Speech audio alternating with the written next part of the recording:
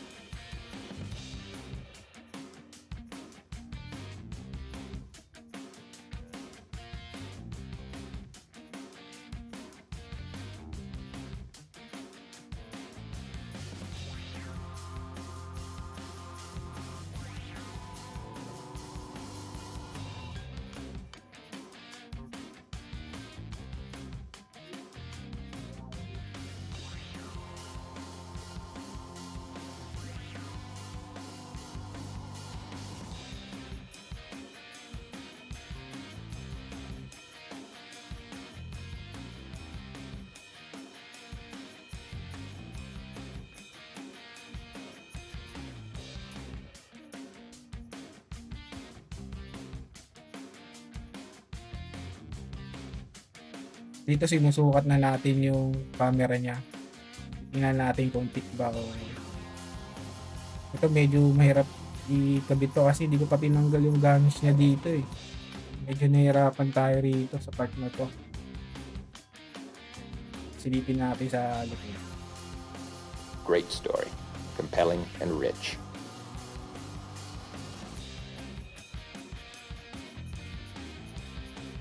One million, zillion, jillion, dillion, cotillion times later.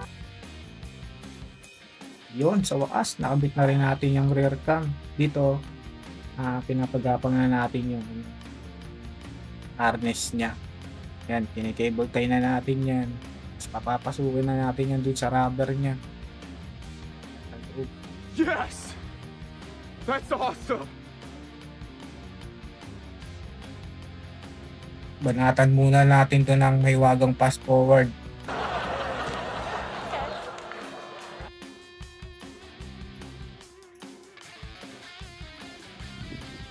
Eto, tinatanggal na natin yung rubber niya. Ito natin palulusutin yung harness ng camera. Tapos padadaanin natin yan dun sa ceiling. Nice.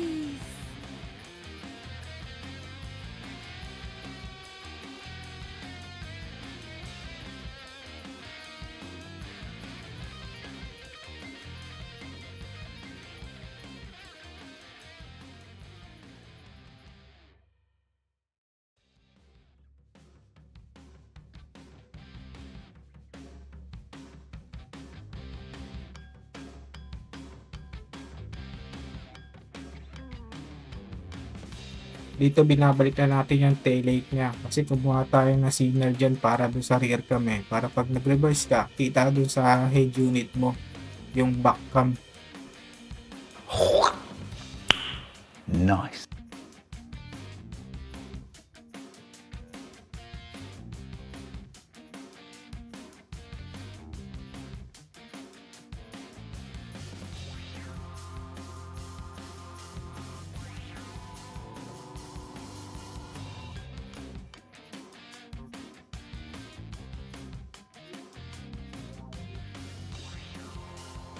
Dito binabalik na natin yung mga panel niya.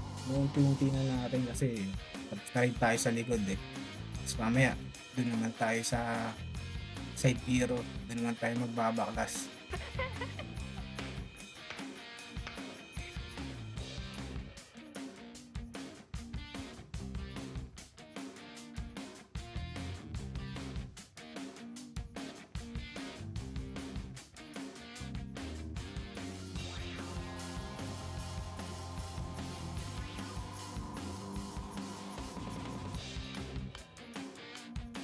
Dito baklasin na natin yung sidings niya, pati yung side mirror baklasin na rin natin.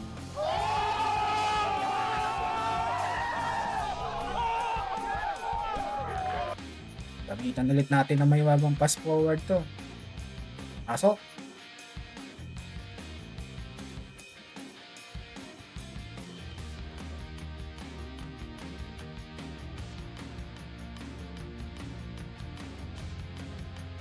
Baklasin muna natin yung speaker niya rin dito. Alpine nga pala to, 6.5. Para madukot natin yung harness dito at makapagapang natin ng maayos. Yung harness ng side mirror, driver side. Oh my god!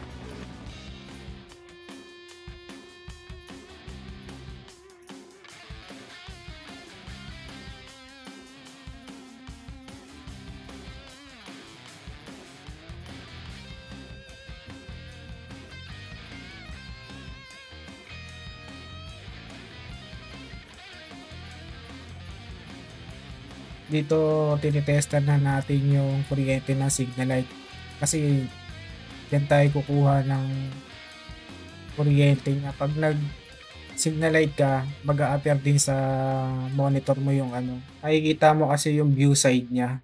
Pag nag signal light ka kita mo yung buong gilid niya. Stupid. Yun, nahuli na natin yung signal light. Pag ganyang nagbi-blink, signal light na yun. Kaya nga nagbi-blink Gago!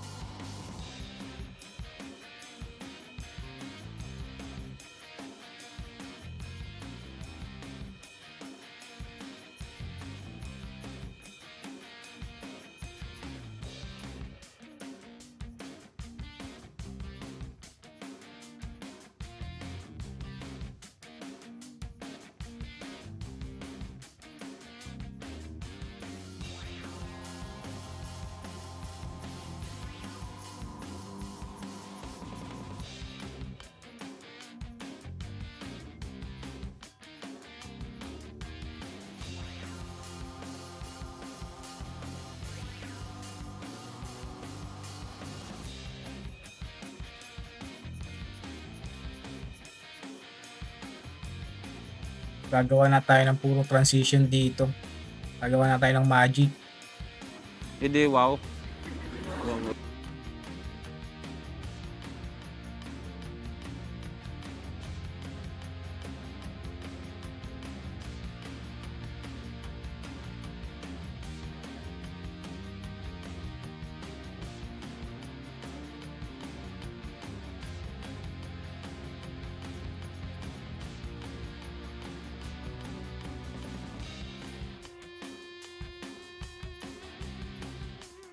Dito nabaklas na natin yung right side mirror niya. Nabutasan ko na rin. Sasalpak na lang natin yung camera. Tapos babalik na natin sa side panel to. Alright na to. Goods na.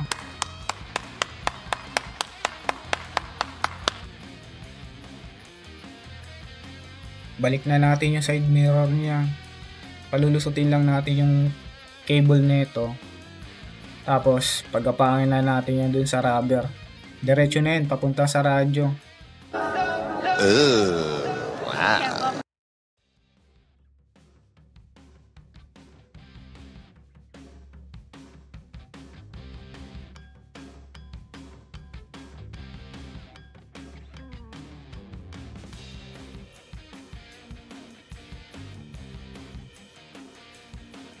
Yun okay na. Nakatatlong camera na tayo dito. Dito kabit muna natin yung pamboses niya kasi napagapang na natin yung harness niya dun sa rubber.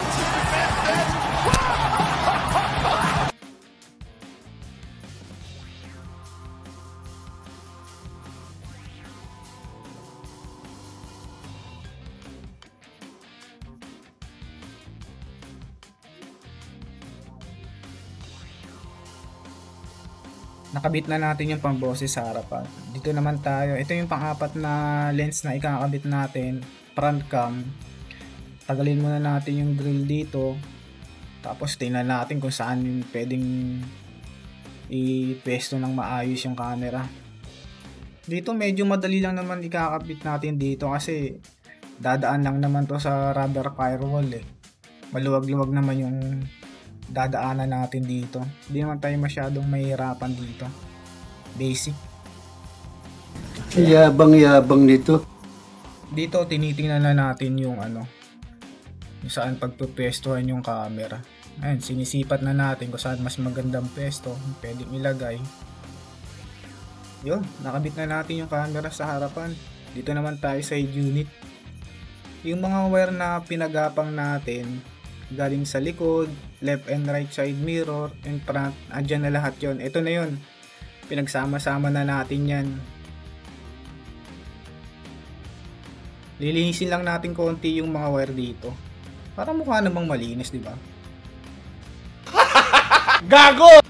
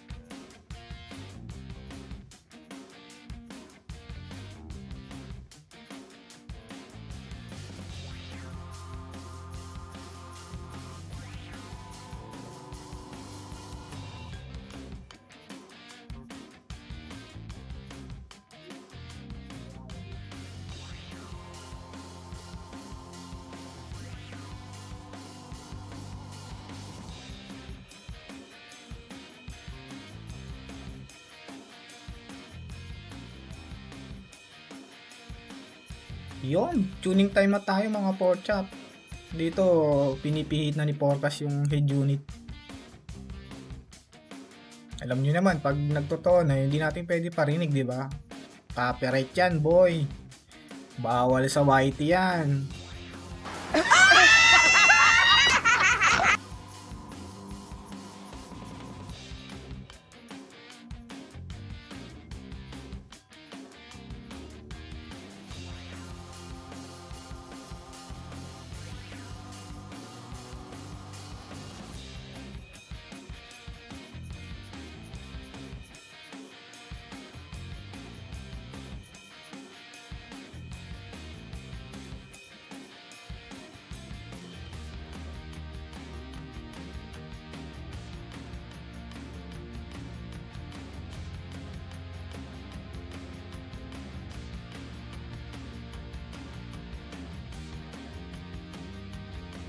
Ito nga pala yung mono amp niya, Champion Series, Sound Magus. Monopole range na pala to, Class D power amplifier na to. Mataas na rin to, pwede na to sa 8-inch na subwoofer. Damn! Ito nga rin pala yung ano niya, 4 channel. Ito yung nagdadrive sa front speaker at saka mid range niya. Naka 3-way kasi to. Yung brand netong ampli na to, nakalimutan ko kung ano eh. Basta 4 channel siya. Gago! In-install, hindi alam yung brand ng amplifier eh, no?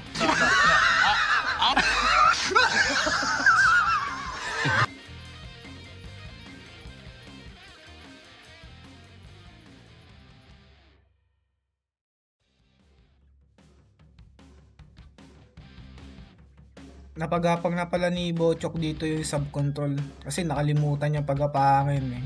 Kaya inulit lang niya ulit. Ito pala yung amplifier na 4 channel. Dynaquest pala yun.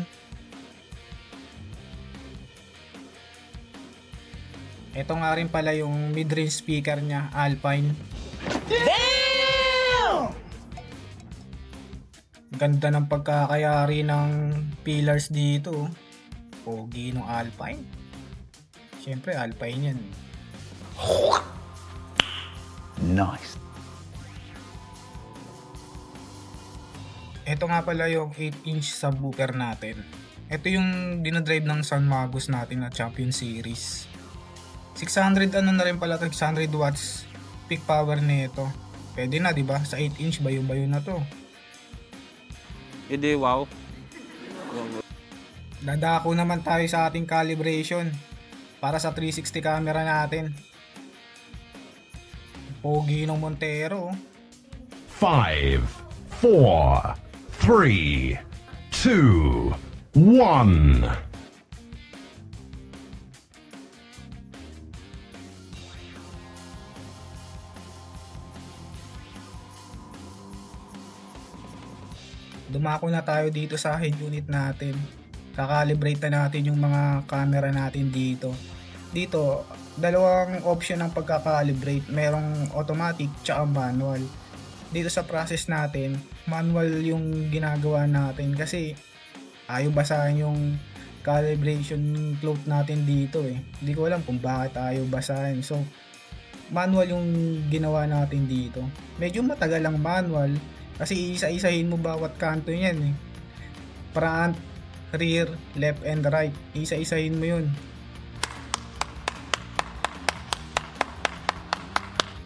Kung umabot ka sa dulo ng video na to, pakihit naman yung like tsaka pa-subscribe na rin.